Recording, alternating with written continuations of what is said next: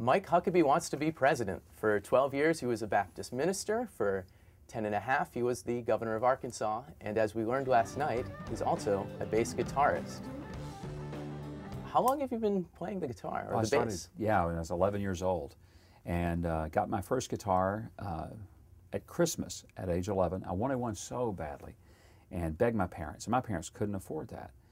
And so I'd kind of given up on it. But on Christmas Day, 1966, they gave me an electric guitar. And they paid for it out of the JCPenney catalog, bought it $99. They paid it out over a year. I didn't learn this till later, but they couldn't afford it. And so they made a monthly payment on it. And it took them a year to pay the $99 guitar off. But I was so excited. And I played till my fingers nearly bled. And that was the beginning of my, my musical career, as it were. I guess if I'd been really good at it, I might have made a living at it instead of having to run for president. It ties into something that you focused on more than any other candidate I can think of, which is arts and music education in schools. We're in the middle of a war. We have a big deficit. Education is traditionally handled by the states. Why should someone running for president be so concerned about arts education? Because if we don't have a creative economy in the future, we're not going to have an economy.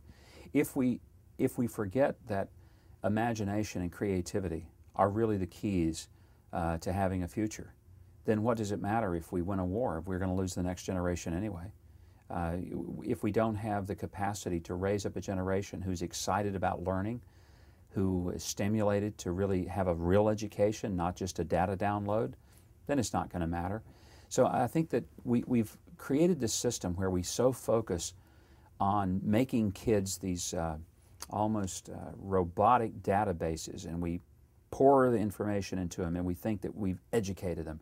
We haven't educated them until they begin to think what to do with that information, and frankly to think things that have never been done. That's why music and art is critical.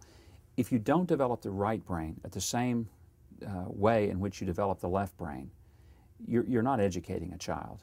You're really probably boring him to death, but you're certainly cheating him in the sense of an education. And you increased education funding in Arkansas quite a bit, in part because the state Supreme Court mandated it. Yeah.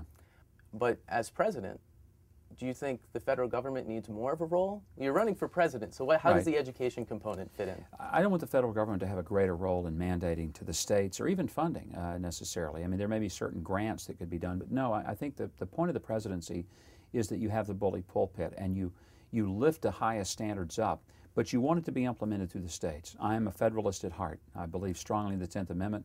I also believe that if you're going to reform something, it's going to be done better at the state level to see how the experiments in government can work. If they do well, other states will copy it. If they don't do well, you haven't made a 50-state mistake.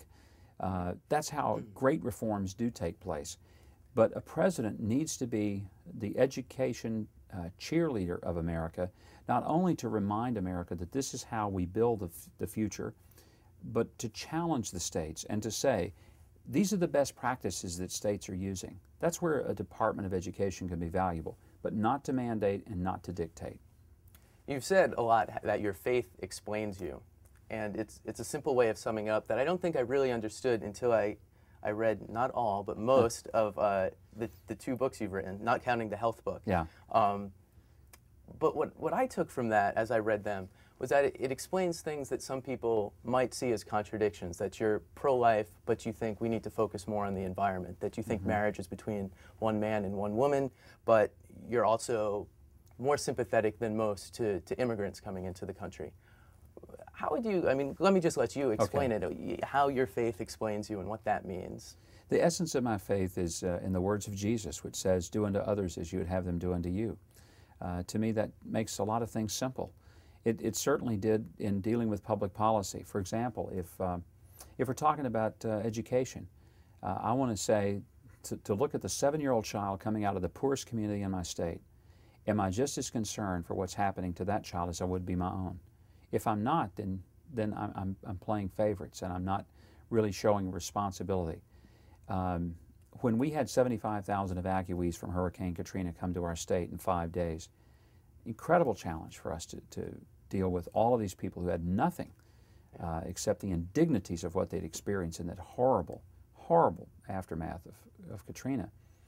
I told everybody that was in our state agencies and dealing with the problem, I said, folks, I don't want to hear about paperwork. This isn't about paper, it's about people. So, you know, don't burden these folks with a bunch of standing in line, fill out the forms. We're past that. I said, when you see that person coming off the airplane or the bus, ask, if that were my mother, what would I want someone to do? And do it. And you know what?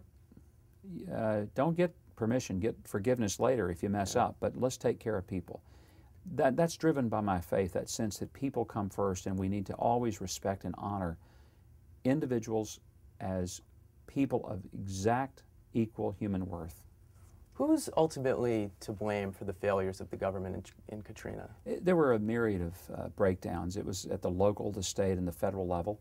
But you guys were able to do so much in Arkansas when other people were able to do so little.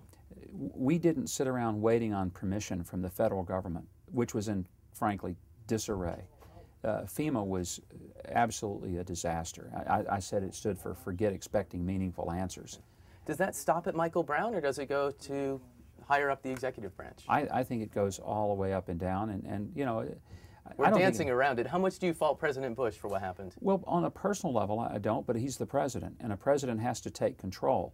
I think that there was a mistake in Homeland Security to put FEMA up under Homeland Security. When you have a massive disaster, as we did in Katrina, you can't let all of the decisions ultimately flow back to a single source, in this case, the Secretary of Homeland Security. You've got to give your people out in the field the authority to make field command decisions. That wasn't done. And it was one of the reasons we had such a total breakdown and chaos, is because nobody was empowered to make decisions. Well, we quit waiting on those decisions to be made by somebody else. I told our people, forget the federal government. Here's what we're going to do, and if they don't reimburse us, if we bankrupt the state of Arkansas's treasury for it, these are our neighbors. These are human beings. These are Americans. We're not going to let those people sit like that.